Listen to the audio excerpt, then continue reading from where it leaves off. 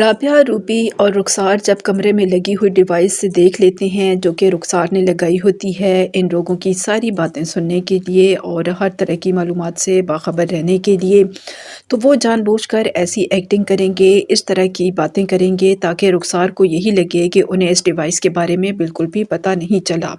تو اب وہ لوگ رخسار کو کس طریقے سے دھوکہ دینے والے ہیں، رخسار کی جو حقیقت ہے وہ کس طریقے سے اس کے سامنے لانے والے ہیں،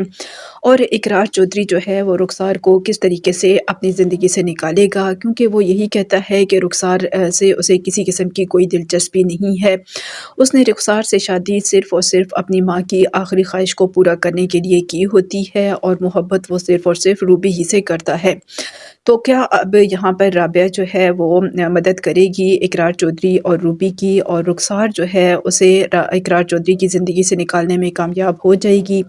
یا پھر یہ رخسار یہاں پر کوئی نئی گیم کھیلنے والی ہے اور وہ یہی کوشش کرے گی کہ روبی اور اقرار چودھری کے درمیان اختلاف پیدا کر دیے جائیں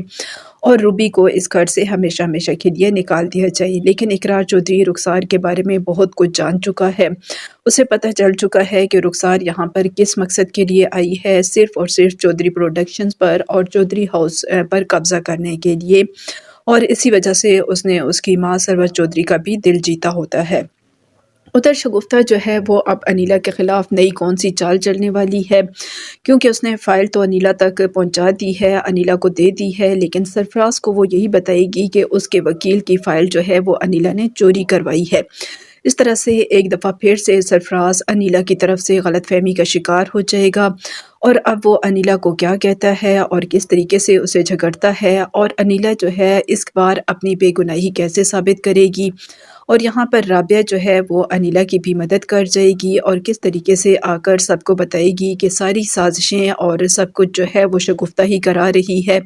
اور شگفتہ کا جب اصل چہرہ سرفراز کے سامنے آئے گا تو سرفراز شگفتہ کے ساتھ کیا سلوک کرنے والا ہے، یہ سب کچھ آپ کو کیسا میرا نصیب ڈرامہ میں دیکھنے کو ملے گا۔